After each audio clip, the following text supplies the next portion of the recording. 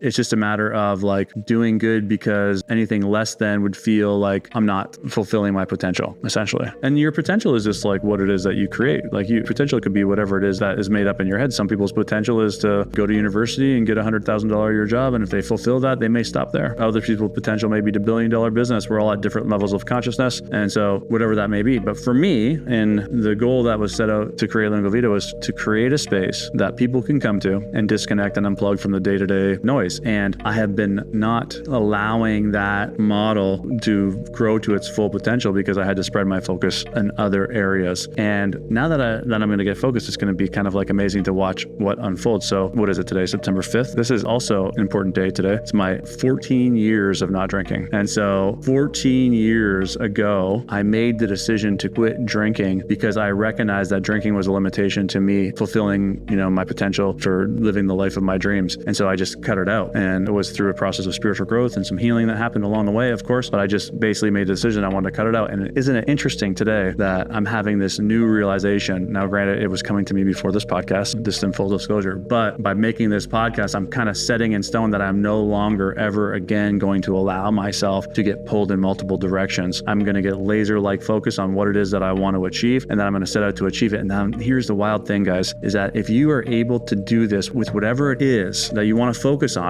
the results come pretty quick. It doesn't have to take 10 years. Like it can happen like really, really, really, like look what I did at Treehouse when I was 21 years old. I was a 21-year-old kid, no clue what I was doing. And in 3 years, I went from doing 500K in sales to 1.3 million. I was probably profiting at that time about 250,000 a year. And I was paying my salary. I was 21 years old and it only took me 3 years. And so it's like, you can make things happen really, really fast if you stay focused. And it's so easy to get pulled in so many directions. And it's so easy to seem like you're doing so much and you're so busy, but you're really just spreading this really, really wide net and not catching very many fish, right? And so what we want to do is just get laser-like focused. And then within that thing that we're focused on, we want to get focused even further on just one simple thing that you think is going to be the thing that moves the needle most. And a great exercise that I'll leave with you as we wrap this podcast up is something that my buddy Cam Crowder introduced me to. But essentially what you do is you make a list of what it is that you want out of life. So you say, I want to be a millionaire. Let's just use that example. And then I want you to write out 20 ways. You can't stop until you hit 20. And you can't Google or anything like that. You got to come up with them on your own. So if you get stuck, that's fine. You just sit in silence and you wait for whatever answer you want to come to you and you write it out. And you have to get to 20. So you write out those 20 ways. And so you go through every single one of those. And if you're listening to this and you're doing this in real time, I guess you'd have to pause, and then you pause. Now, after you've made that list of 20,